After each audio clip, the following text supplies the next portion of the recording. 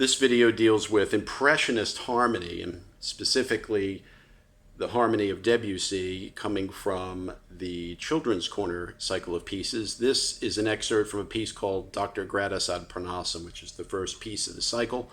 I've done a transcription and a performance of this that's linked below in Bandcamp.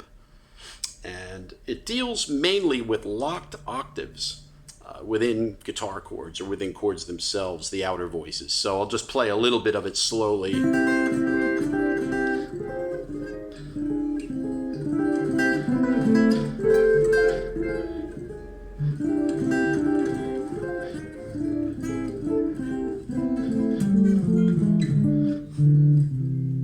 So what's happening is this.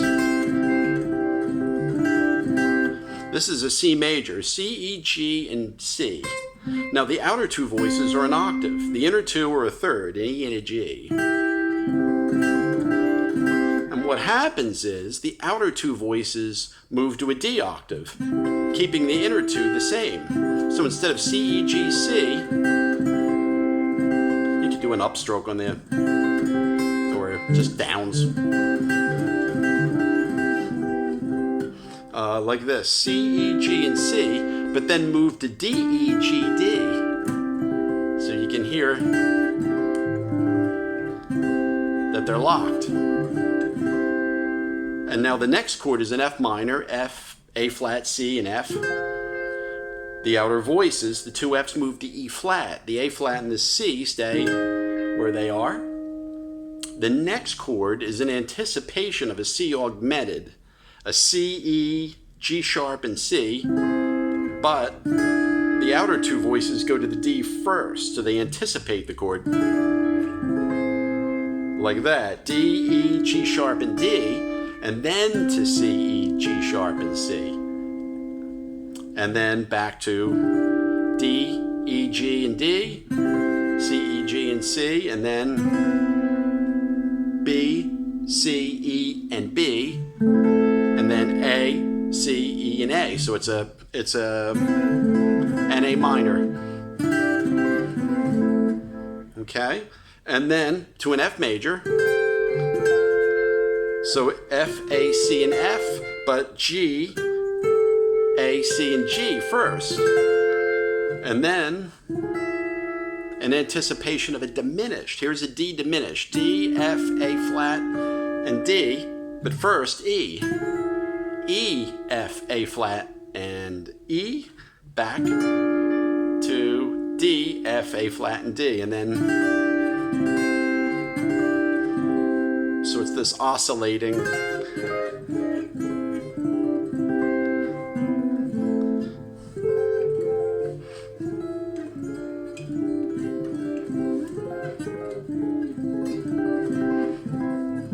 Now going back down, I could have done this.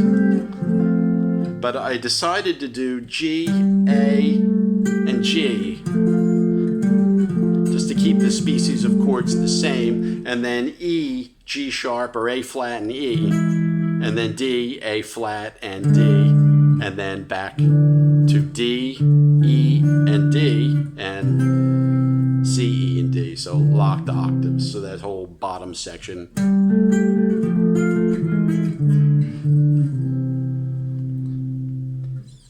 That's the beauty of that kind of sound is these locked. I mean, it's just really beautiful. It's the overtones, I think, because you have two octaves that are really sort of out of tune. You get this almost natural chorusing sound. And it sounds like a scale. So the melody is reinforced, and in effect what you have are just thirds inside on the G string and the B string, and then you have octaves, locked octaves on the D string and the high E. So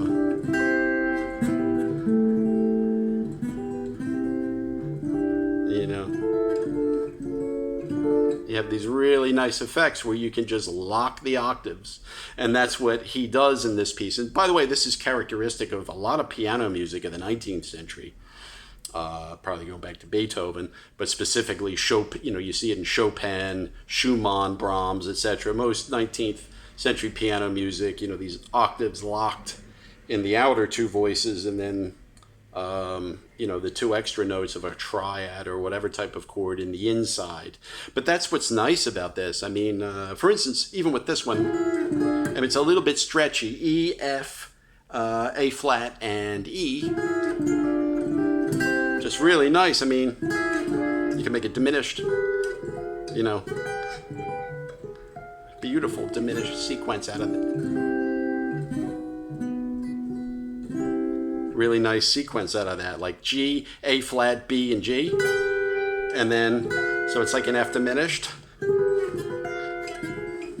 It moves in minor thirds. So this is G, A flat, B, and G. F diminished, F, A flat, B, and F, and then switch back to E, F, A flat. You're just moving it down a minor third, and E, and then D, F, A flat, and D.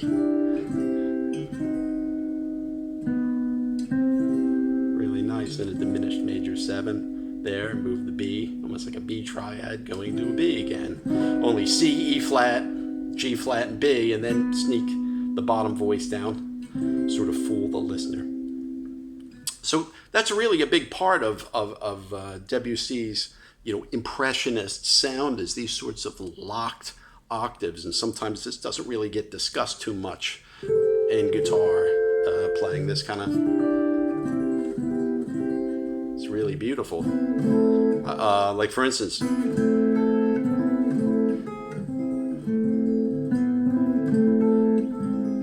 this is just, it could be a 2-5, it could be F sharp minor 7 flat 5, you know,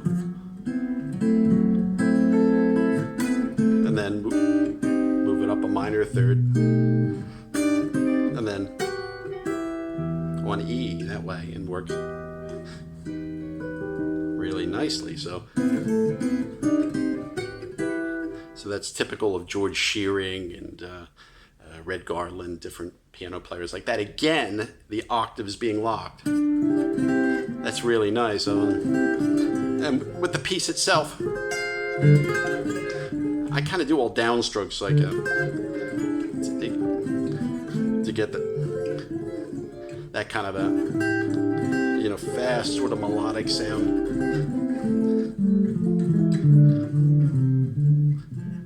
So that's sort of the way I do it, but you could put an upstroke in there, etc. Some people are more comfortable with this.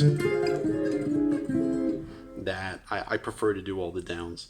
But again, the name of the game is taking your basic up and down root, third, fifth root chord, and moving the bottom and the top voices in octaves, ascending and descending, in this case ascending. And what's nice is you can do it, if you notice in the Debussy piece, he does it, he anticipates an augmented chord too. So it's, you know, instead of C, E, G sharp, and C, it's D, E, G sharp, and D.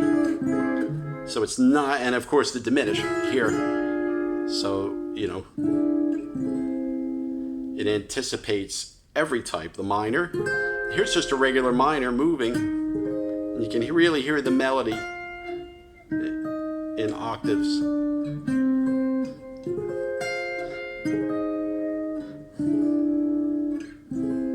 It's fortified.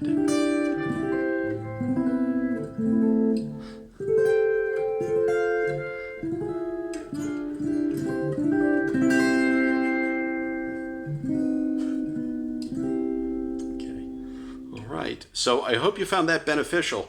There'll be additional videos that describe and discuss this a little more in depth. But in general, the name of the game is taking basic guitar chords on the top 4 strings and locking octaves to make them sound, well, to give it an impressionist and give it a more pianistic type of sound for your chord solos, you know, chord melody arrangements, comping, whatever it is.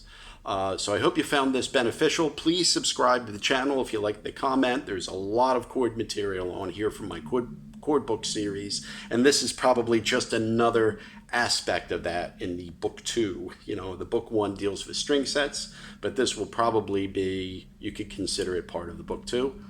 And I hope to hear from you soon. If you like this stuff, please, I'd love to hear from you, and thank you very much. I hope you found it beneficial.